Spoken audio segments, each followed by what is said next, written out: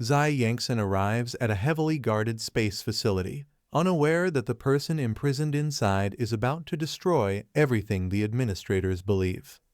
The station is built beneath an enormous galactic formation, proving that its mysterious captive is far too dangerous for a normal prison.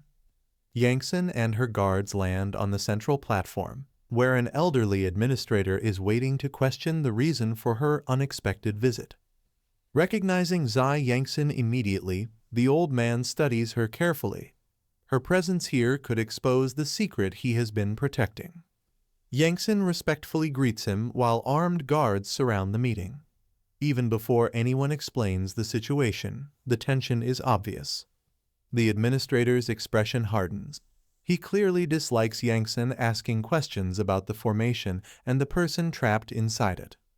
Yangsen looks upward and notices something terrifying. The energy vortex has grown so enormous that it could seemingly cover the galaxy's central region.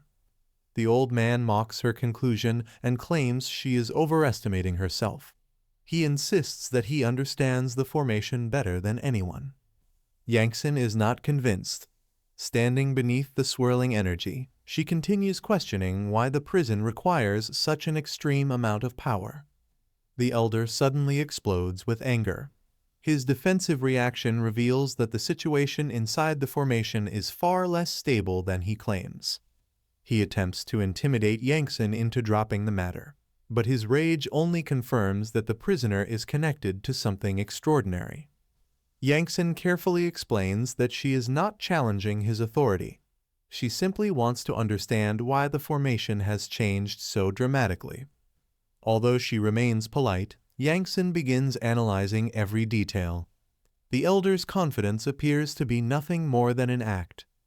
Before either of them can continue, the vortex suddenly reacts. Its massive energy rings begin spinning faster as the entire platform trembles. Yangsen realizes her original assumption was incorrect. The formation is not naturally expanding, something inside is forcing it beyond its limits. She admits that she was wrong, causing the elder to believe he has won their argument. In reality, she has discovered something much worse. Yangsen becomes completely serious. The energy is not coming from the prison itself. It is being produced by the person trapped at its center. The administrator complains about the fortune spent on the facility. The formation consumed mountains of resources just to contain one individual. Thinking about those losses sends him into another rage. If the formation is damaged, everything he invested in this operation will be wasted. Still, he proudly claims the prisoner is worth the cost. According to him, they have captured a genius unlike anyone previously seen. This person supposedly emerged during the Yanwei selection and possesses talent capable of completely changing the balance of power. The administrator directs Yangsen's attention toward the vortex, where the supposed genius remains sealed behind countless layers of spatial energy. He insists that the formation is invincible. Even the strongest ordinary sovereign would be powerless after becoming trapped inside it. But the imprisoned young man is not struggling. He is calmly meditating while the galactic formation attempts to crush and suppress him. The elder continues boasting as Yangsen watches uneasily. If his story is true, the captive may be the strongest young genius they have ever encountered. A violent energy wave interrupts him.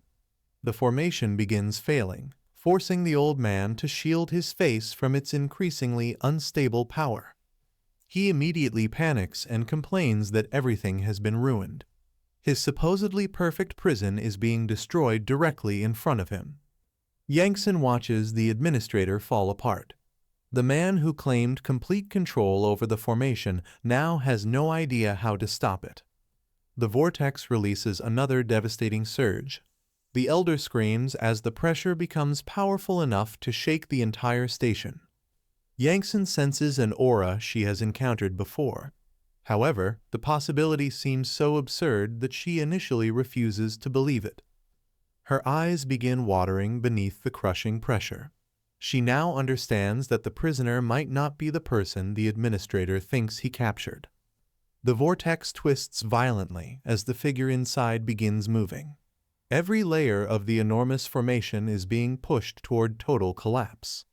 Yangtze recalls the rumors surrounding the Yanwei selection. People claimed it had produced a monstrous genius even stronger than Lu Sheng. That individual was supposedly at the dominator level. They believed even a sovereign-level genius like Lu Sheng could not compete with such an existence. However, the captive's power continues rising. The formation surrounding him bends and fractures as though its defenses were made of paper. Yangtze finally recognizes the energy completely. Whatever the administrator believes, the person inside cannot be Dilius. The formation shatters in a spectacular explosion. Waves of purple energy tear across the platform while fragments of condensed power scatter everywhere. The guards stare in disbelief. Their supposedly secure facility has been broken open by a single prisoner using nothing but overwhelming strength. A young man walks out of the collapsing vortex. He is calm, unharmed, and completely unaffected by the prison designed to suppress him. The moment Yangtze sees him, her worst suspicion becomes reality. She knows exactly who has just escaped. The administrator shouts that Dilius is coming out and orders his guards to move. He still has not understood the enormous mistake he made. The old man nervously approaches, attempting to preserve his authority even though his strongest formation has already been destroyed. He notices Yangtze's reaction and asks whether she has encountered this supposed Dilius before. Her fear makes him increasingly uncertain. Yangtze looks at the elder in disbelief. She cannot understand how he could imprison someone without confirming that person's true identity. With an awkward smile, she prepares to correct him. What she is about to reveal will completely overturn everything he said about Lu Sheng. Yangtze points toward the escaped prisoner and tells the elder that she knows this man personally and he is absolutely not Dilius. The prisoner is none other than Lu Sheng.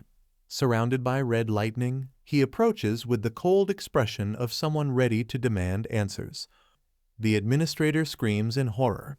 Lu Sheng, the so-called inferior sovereign-level genius, has effortlessly escaped the prison meant to contain a dominator.